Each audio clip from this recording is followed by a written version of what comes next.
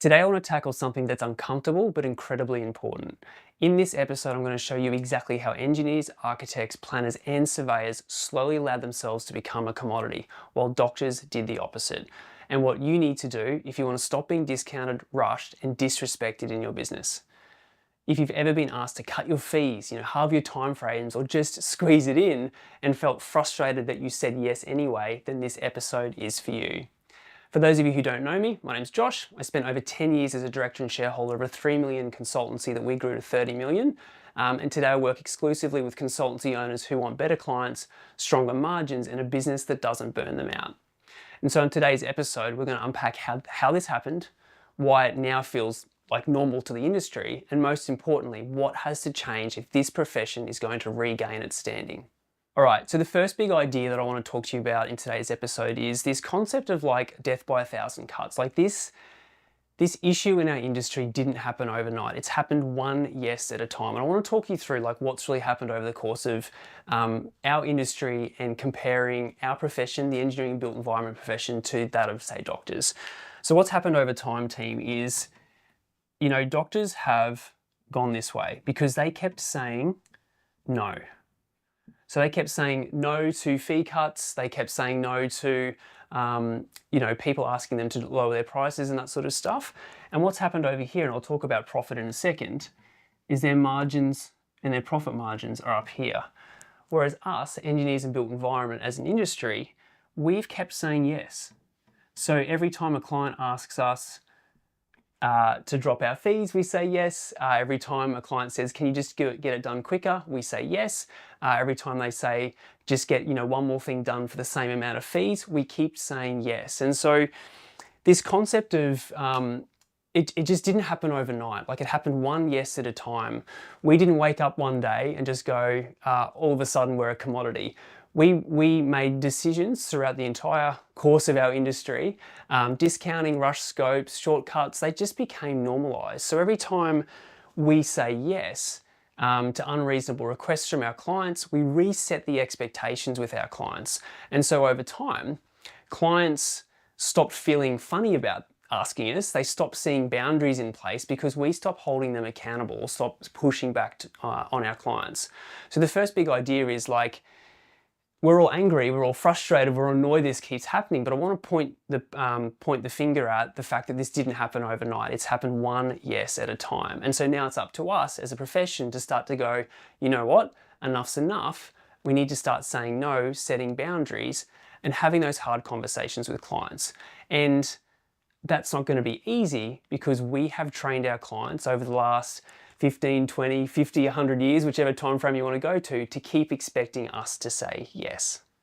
So the second big idea I want to cover today, team, is that highlighting that when we're comparing, and I'm just using this comparison because it's real and it's raw, highlighting this comparison between engineers in the built environment industry and, say, doctors. And I want to highlight two important things here.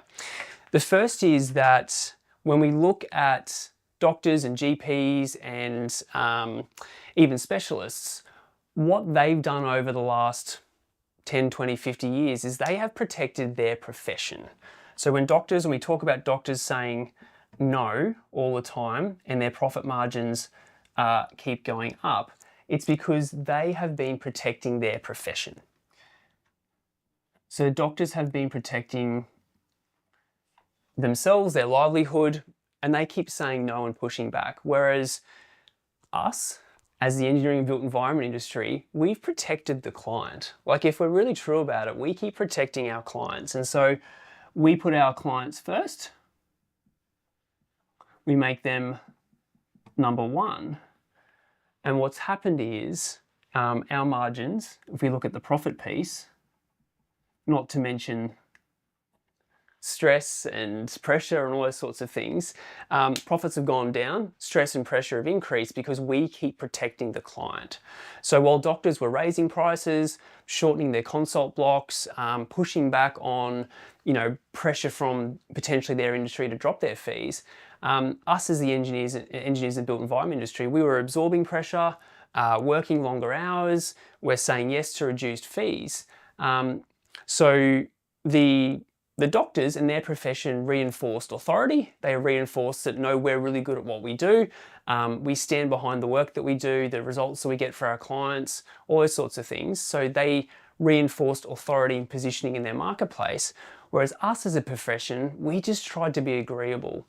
So the people pleaser, like the strong parts of our personality that want our clients to like us, we kept protecting the clients through trying to be good-natured, through wanting to help other people, through wanting to make a good impression on our clients.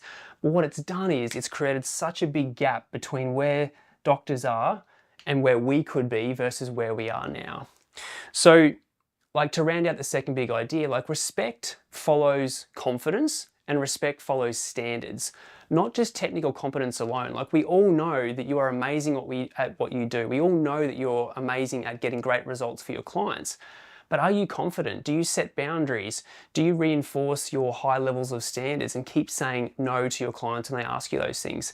And the answer is, at the moment, no, because so many of our coaching clients and the members in our boardroom community have these issues where clients just keep expecting them to say yes to dropping fees, being cheaper, rush deadlines, because we haven't, as an industry, reinforced confidence, set standards, and held ourselves true to, I guess, the results that we get for our clients. And clients take cues from how you position yourself too. So if you position yourself strongly in the marketplace and stand behind the value that you bring to projects, clients take cues from that. But if you keep saying yes, if you keep discounting, if you keep dropping your fees and dropping your time frames, clients will take advantage of that. All right, final big idea. You can't complain about being treated like a commodity, while acting like one. And I know that's harsh, and I know that sounds hard, and I know that might hit you right between the eyes, but wanting respect from your clients without changing your behavior doesn't work. So saying yes to everything trains your clients how to treat you. Being professional, like actually standing up for the value you bring to your marketplace, sometimes means actually disappointing people, actually setting boundaries with your clients, actually saying, no, I can't actually hit that deadline. I think we, as an industry, we want people to like us. We want people we want everyone to get along. We think that building client relationships is off the back of saying yes all the time and being liked. Like, setting boundaries with your clients is not arrogance. It's actually clarity. And a lot of the clients that we work with, when they say, you know what, I actually set that boundary with my client, I said no, I pushed back on the fee reduction, they actually said on the back of that, their client respected them more because they knew where the line was. They knew where those boundaries are. So we often think that setting boundaries is arrogance and rude and they're not going to like me, but it's actually giving your clients clarity on where the line is.